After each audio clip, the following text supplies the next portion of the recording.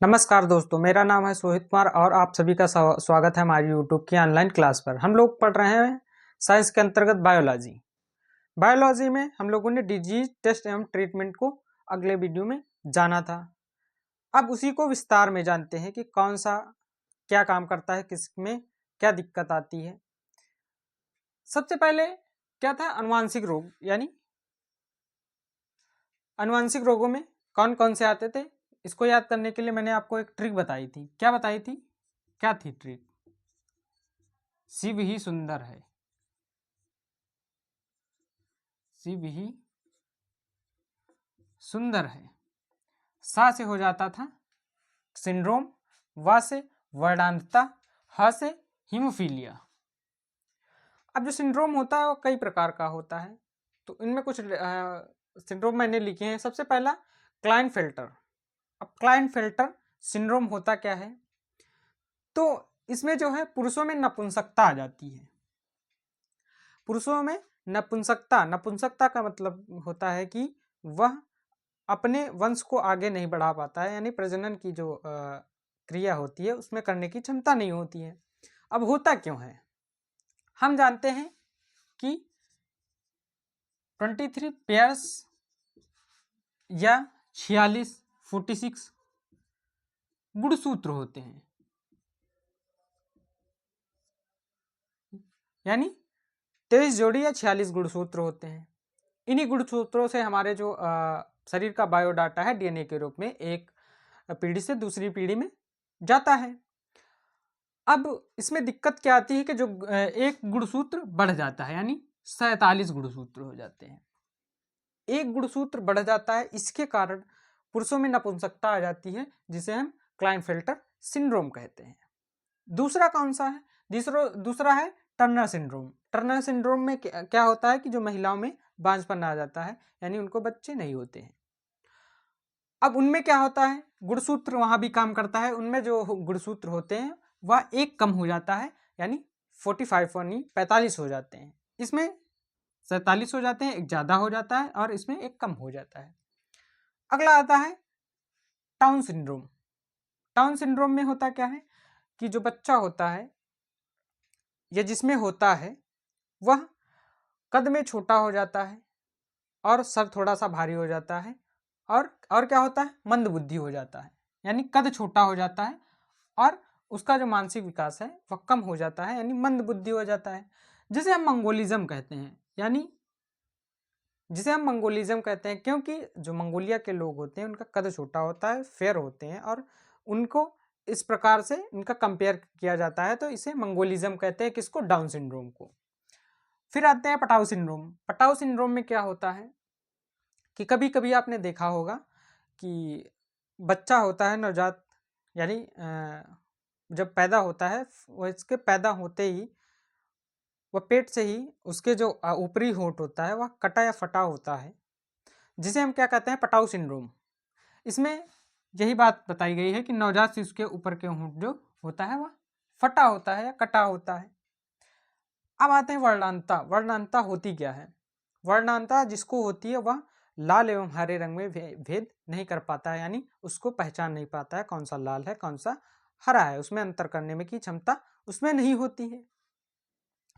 अब जो वर्णांतता है वह होती कैसे है, तो यह ही अनुवांशिक है। जैसा कि पहले ही बता ऊपर लिखा हुआ है कि यह अनुवांशिक लक्षण है, यानी एक पीढ़ी से दूसरी पीढ़ी में जो जाता है जिसे हम अनुवांशिक कहते हैं उसे ही। तो इसको ले जाता कौन है, किसके थ्रू आता है, तो यह इसकी वाहक जो होती है फीमेल्स होती हैं, महिलाएं होती हैं। यानी महिलाओं को तो वर्णांतता नहीं होगा, लेकिन ले जाने वाली महिलाएं ही होती हैं। प्रभावित इनसे कौन होता है? प्रभावित यानी होता किसको है, तो पुरुषों को ही होता है। जैसे मान लीजिए एक महिला है, उसको उसको अगली पीढ़ी से वर्णांतता हुआ, तो वह उसके जो बच्चे होंगे, लड़की या लड़का, तो लड़की को नहीं होगा, लड़के को ही होगा। क्या? वर्णांतता। अगला क्या है? हीमोफीलिया। वही कंडीशन इसमें भी है कि वाहक स्त्रियां होती है प्रभावित, लेकिन पुरुष होते हैं। और इसमें क्या होता है, इसके लक्षण क्या होते हैं कि रक्त का थक्का नहीं बनता है, यानी ब्लड क्लॉटिंग नहीं होती है। अगर कहीं चोट लग जाती है तो उसका जो ब्लड है वह निरंतर बहता ही रहता है जब तक उसका उपचार ना किया जाए, उसका ट्रीटमेंट ना किया जाए। अब यह जो हीमोफीलिया थी सर्वप्रथम किसको हुई थी? सर्वप्रथम ब्रिटेन की महारानी विक्टोरिया को हुई। किसको हुई? तो ब्रिटेन की महारानी विक्टोरिया को हो गई। इसीलिए इसे रॉयल हीमोफीलिया कहते हैं।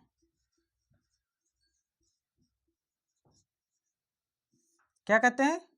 Royal haemophilia.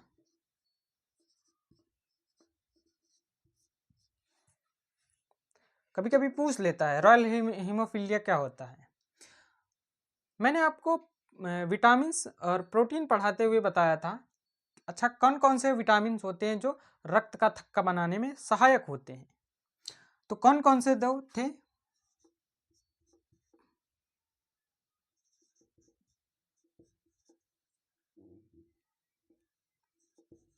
प्रोथ्राम्बिन और थ्राम्बिन। कभी कभी पूछ लेता है।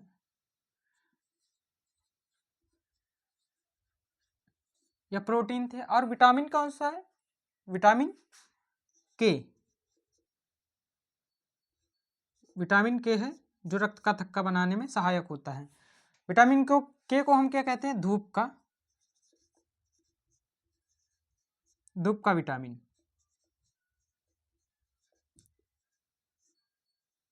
ये सब मैंने आपको बता दिया है। अब जानते हैं विषाणु जनित रोग यानी वायरस इन्फेक्टेड डिजीज। क्या बताया था मैंने आपको ट्रिक? कि रेखा 6 इंच का टोपी महंगा है, जा ऐड कर। क्या ट्रिक बताई थी मैंने? 6 इंच का रेखा 6 इंच का टोपी महंगा है, जा ऐड कर। तो सबसे पहले क्या था? रेबीज। अब रेबीज सबसे पहले यह किसके द्वारा होता है, यानी वाहक कौन होता है? ले जाने वाला। तो कौन कौन वाहक होता है? पागल कुत्ता, बिल्ली, गीदड़, ये सब इसके वाहक होते हैं, यानी ले जाने वाले, यानी इन्हीं से रेबीज होने का खतरा रहता है। अब कारक कौन होता है, यानी किसके द्वारा होता है? तो रेब्डो विषाणु होता है, जो रेब्डो वायरस, उसके कारण रेबीज होता है। अब यह जो वायरस है वह इन्फेक्ट किसे कहता है, इफेक्ट किसे कहता है? तो यह प्रभाव किस पर डालता है? हमारी तंत्रिका तंत्र पर, यानी हमारी नर्वस सिस्टम पर यह प्रभावित होता है। अब इसमें होता क्या है, इसके लक्षण क्या हैं, कौन कौन से होते हैं? इसमें क्या होने लगता है व्यक्ति को? व्यक्ति पागलपन करने लगता है और पानी से डरने लगता है। क्या करने लगता है? पागलपन करने लगता है, पानी से डरने लगता है और कुत्ते जैसी आवाज निकालने लगता है। पानी से डरने लगता है, इसीलिए इसे हम हाइड्रोफोबिया भी कहते हैं। रेबीज को हम हाइड्रोफोबिया, क्योंकि इसमें जो व्यक्ति होता है उसको पानी से अत्यधिक डर लगने लगता है। अब इसका उपचार क्या है? तो उपचार इसका यही है कि एंटी रेबीज का इंजेक्शन लगवाया जाए, जिसे हम रेबीपुर या HDCV वैक्सीन कहते हैं। फिर क्या था? खसरा। अब खसरा क्या होता है, यानी इसका कारक कौन होता है, किसके द्वारा होता है, कौन सा विषाणु होता है? पोलिनोसा और मोर्बिलोरम। पोलिनोसा एवं मोर्बिलोरम ये विषाणु होते हैं, उनके द्वारा हमें खसरा होता है। अब इसका प्रभाव कहाँ पर आता है हमारे शरीर में? तो त्वचा पर, गले में, नाक में सूजन आ जाती है। त्वचा सूज जाती है, गले में, नाक में सूजन आ जाती है। अब इसके लक्षण क्या क्या होते हैं कि हम इनको कैसे जानेंगे कि खसरा है? तो लाल लाल दाने पड़ जाते हैं। कहाँ पर? हमारे शरीर में। अब इसका उपचार क्या है? तो उपचार है खसरे का टीका लगवाया जाए। खसरे का टीका लगवाया जाए। अब खसरे का टीके की खोज किसने की थी? तो थॉमस पीबल ने की थी। खसरे के टीके की खोज थॉमस पीबल ने की थी। और एंटी रेबीज जो वैक्सीन है इसकी खोज लुई पास्चर।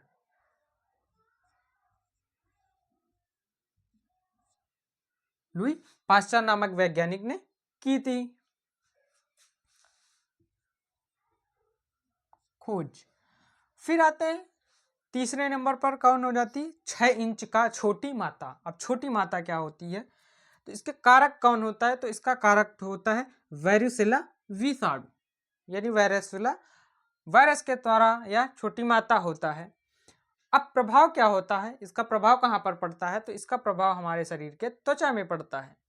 होता क्या है इसमें, यानी इसके लक्षण कौन कौन से होते हैं, तो हमारे शरीर के ऊपर छोटे छोटे दाने पड़ जाते हैं। क्या होता है, तो हमारे शरीर में छोटे छोटे दाने पड़ जाते हैं। फिर नंबर 4 पे आता है इन्फ्लुएंजा। इन्फ्लुएंजा कारक इसका कौन होता है, यानी वाहक या किसके द्वारा होता है, तो इन्फ्लुएंजी मिक्सो वायरस के द्वारा होता है। प्रभाव कहाँ पर होता है, हमारे संपूर्ण शरीर को प्रभावित करता है कौन, इन्फ्लुएंजा। अब इसमें लक्षण कौन कौन से होते हैं, किनके द्वारा हम पहचान करेंगे कि हमें इन्फ्लुएंजा है, तो इसमें खांसी, जुकाम, बुखार, बदन दर्द और सिर दर्द होता है इन्फ्लुएंजा। अब ये 2 टाइप का होता है, H1N1। H1N1 को हम स्वाइन फ्लू कहते हैं, और H5N1 इसको हम बर्ड फ्लू कहते हैं, जो पक्षियों में के द्वारा होता है।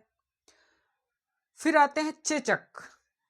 चेचक इसको हम चिकन पॉक्स भी कहते हैं, चिकन पॉक्स, ठीक है। अब इसका कारक कौन होता है, यानी किसके द्वारा होता है, तो वेरियोला नामक का एक वायरस होता है, इसके द्वारा यह होता है। अब इसका प्रभाव कहाँ पर पड़ता है हमारे शरीर पर, तो हमारे शरीर के त्वचा पर इसका प्रभाव पड़ता है। अब होता क्या है, यानी इसके लक्षण कौन कौन से होते हैं, लाल लाल दाने पड़ जाते हैं, बुखार आ जाता है और बदन दर्द हो जाता है, किसके द्वारा, चिकन पॉक्स के द्वारा। अब इसका उपचार क्या है, तो चेचक का टीका लगाया जाता है, जिसकी खोज किसने की थी, एडवर्ड जेनर ने की थी इसकी खोज। अब आते हैं कि सबसे महत्वपूर्ण, जिसने पृथ्वी को लगभग हिला दिया था, मानव जनजाति को, कोविड। कोविड इसका कारक कौन है, तो कोरोना वायरस इसका कारक होता है, जिसके द्वारा कोविड होता है। इसके लक्षण कौन कौन से, यानी इसके सिम्टम कौन कौन से होते हैं, तो खांसी, बुखार, जुकाम और बदन दर्द, यह सब इनके लक्षण होते हैं। अब उपचार, इसका प्रभाव, यानी जो कोविड होता है हमारे शरीर के कौन से भाग को इन्फेक्ट करता है, तो यह हमारे स्वतंत्र तंत्र यानी रिस्पायरेटर सिस्टम को डैमेज करता है, जिसमें लंग्स आते हैं, खासकर लंग्स को यह डैमेज करता है। और क्या होता है, अब इसका उपचार क्या है, इसका उपचार यही है कि वैक्सीन ली जाए, कोविशील्ड। एक नाम और आपने बहुत सुना होगा इसके कोविड के दौरान, कि RT-PCR टेस्ट करवा लीजिए, इससे पता चल जाएगा कि आपको कोविड है कि नहीं। अब एग्ज़ाम में कई बार पूछा गया है कि RT-PCR का फुल फॉर्म क्या होता है, तो RT-PCR का फुल फॉर्म होता है reverse transcription polymerase chain reaction. क्या होता है, reverse transcription polymerase chain reaction, ये होता है RT-PCR का फुल फॉर्म। उसके बाद आता है पीलिया, जिसको एक और नाम से जानते हैं कामला, यानी जिसे हम इंग्लिश में कहते हैं जॉइंडिस। अब इसका कारक कौन होता है, इसका कारक होता है hepatitis A, B, C, D और E, इसके कारक होते हैं। इसका प्रभाव कहाँ पर पड़ता है, तो यह हमारे यकृत पर प्रभाव डालता है, यानी हमारे लीवर को डैमेज करता है। और इसके लक्षण क्या क्या होते हैं, कि अंगों का पीला होना इसके लक्षण हो जाते हैं। अब इसके लिए उपचार क्या होता है, इसका ट्रीटमेंट क्या होता है, तो गामा ग्लोबुलिन का टीका लगाया जाता है। किसका, गामा ग्लोबुलिन का टीका लगाया जाता है, या खट्टे चीज यानी दही या गन्ने के रस को सेवन किया जाता है, और पत्तेदार हरी सब्जियों का भी सेवन किया जाता है इसके उपचार में। अब आते हैं हर्पीज। हर्पीज अब इसका कारक कौन होता है या किस वायरस द्वारा होता है, तो सिंप्लेक्स वायरस द्वारा यह होता है। यह डैमेज किसे करता है यानी प्रभाव किस पर डालता है, तो मानव के जननांगों पर इसका प्रभाव आता है। और इसके लक्षण क्या होते हैं कि जननांगों में घाव हो जाते हैं। अगला कौन सा है, अगला है गलसुआ, यानी जो गाल के नीचे की ग्रंथि है वह सूज जाती है, जिसे मम्स कहते हैं इंग्लिश में गलसुआ को। अब इसका कारक कौन होता है, तो जैसे कि अभी मैंने बताया इंग्लिश में इसे मम्स कहते हैं, तो यह मम्स वायरस के कारण होता है। और यह प्रभाव किस पर डालता है, तो यह पैरोटिस ग्रंथि पर प्रभाव डालता है। और इसका लक्षण क्या होता है कि जो पैरोटिस ग्रंथि है हमारी सूज जाती है। पैरोटिस ग्रंथि कहाँ पाई जाती है, हमारे यहाँ पर गले के नीचे पाई जाती है। इसका उपचार क्या होता है, MMR की वैक्सीन लगवाई जाती है। किसकी, MMR की वैक्सीन, किसमें, गलसुआ में। अगला जो था विषाणु जनित रोग, वह कौन सा है, जापानी इंसेफ्लाइटिस। अब जापानी इंसेफ्लाइटिस यह होता क्या है, इसके वाहक कौन होता है, तो क्यूलेक्स मच्छर होता है। सबसे ज़्यादा बीमारियां किससे होती हैं, हमारे मच्छर मक्खियों से होती हैं। तो सब इसका वाहक कौन सा होता है, तो क्यूलेक्स मच्छर होता है। अब इस कारक कौन होता है, यानी ये क्यूलेक्स मच्छर इसको एक व्यक्ति से दूसरे में फैलाता है, फैलाने का काम करता है। और कारक कौन सा होता है, किस वायरस द्वारा होता है, तो इंसेफ्लोइटिस वायरस द्वारा इसका होता है, जबकि जिससे इसका नाम पड़ा इंसेफ्लाइटिस, जापानी इंसेफ्लाइटिस। अब इसका प्रभाव कहाँ पर होता है हमारे शरीर पर, तो यह हमारे शरीर के संपूर्ण भाग पर प्रभाव डालता है। अब इसके उपचार के लिए JE वैक्सीन लगाई जाती है। फिर आते हैं सबसे महत्वपूर्ण, सबसे इम्पोर्टेंट, एड्स।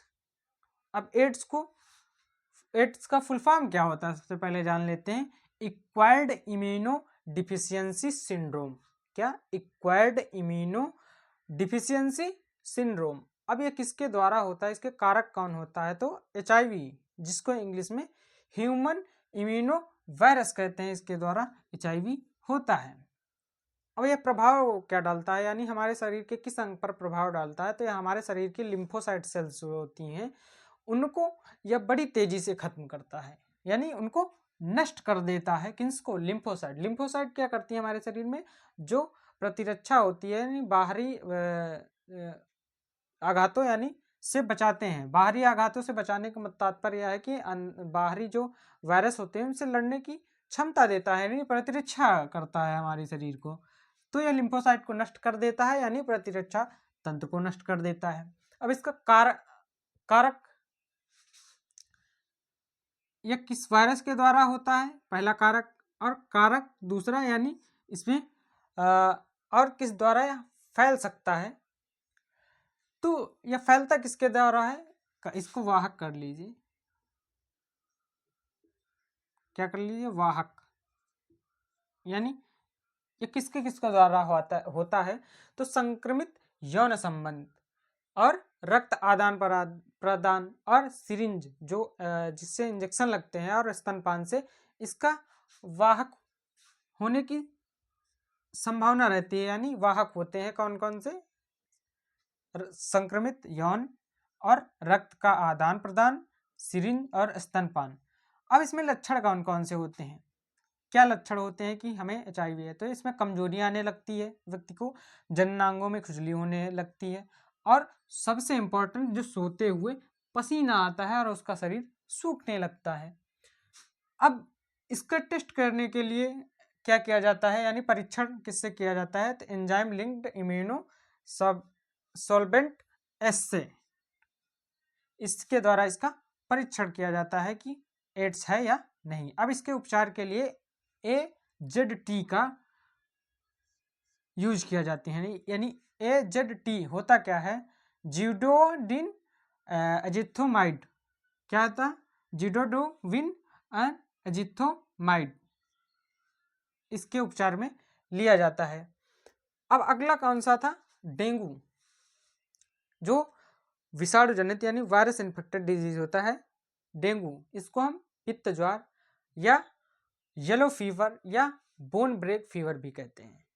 क्या क्या कहते हैं हिंदी में तो डेंगू, या पित्त ज्वर। इंग्लिश में क्या कहेंगे, येलो फीवर या bone break fever. Bone break fever का मतलब इसमें हड्डियां, ऐसा लगता है व्यक्ति को कि हमारी हड्डियां टूट रही हैं। अब इसका वाहक कौन होता है, ये किसके द्वारा फैलता है, तो एंडीज एजिप्टाइड मच्छर किसके द्वारा होता है, मच्छर थे। कौन से, एंडीज एजिप्टाइड। यह एक प्रकार की फीमेल होती है, केवल फीमेल इसके ही वाहक होते हैं, मेल्स वाहक नहीं होते हैं। ये मच्छर में प्रजाति में, ना कि मनुष्य में। ये मच्छर की कौन सी प्रजाति वाहक होती है, फीमेल्स होती है। कौन सा, एंडीज एजिप्टाइड मच्छर। अब कारक यानी कौन सा विषाणु होता है, तो अरबो विषाणु के द्वारा यह होता है। और प्रभाव का किस पर डालता है, तो हमारी प्लेटलेट्स पर प्रभाव डालता है, यानी प्लेटलेट्स को कम कर देता है। अब इसके लक्षण क्या होते हैं, जब प्लेटलेट्स कम हो जाती हैं तो जोड़ों का दर्द बढ़ जाता है, जोड़ों में दर्द हो जाता है, तेज बुखार, सिर दर्द होने लगता है। अब इसका उपचार क्या होता है, यानी ट्रीटमेंट इसका क्या होता है, तो डेंगू वैक्सीन टीका लगाया जाता है। क्या, डेंगू वैक्सीन नामक टीका लगाया जाता है, किसमें, डेंगू या पित्त ज्वर में। अब आते हैं पोलियो। पोलियो, अब इसका कारक कौन होता है, पोलियोमाइटिस नामक वायरस के द्वारा पोलियो होता है। प्रभाव किस पर डालता है, हमारी तंत्रिका तंत्र पर यह प्रभाव डालता है, जो पोलियो वायरस होता है। अब इसके लक्षण कौन से होते हैं, तो इसके लक्षण होते हैं कि मानसिक व शारीरिक वृद्धि अवरुद्ध हो जाता है, ना कि क्या होता है, मानसिक एवं शारीरिक वृद्धि होती है, जो मानसिक एवं शारीरिक अवरुद्ध हो जाती है, यानी उसकी रोक दी जाती है। और इसके उपचार के लिए वैक्सीन, इसकी वैक्सीन होती है इसके उपचार के लिए। और वैक्सीन की खोज किसने की थी, तो जॉन साल्क नामक वैज्ञानिक ने वैक्सीन की खोज की थी। आगे चलकर अल्बर्ट साबिन नामक वैज्ञानिक ने इसकी ड्रॉप बना दी, जो आशा बहुएं होती है, हर घर में 5 साल के बच्चों तक को पिलाती हैं। ये खोज करता है। यह था सारे विषाणु जनित रोग।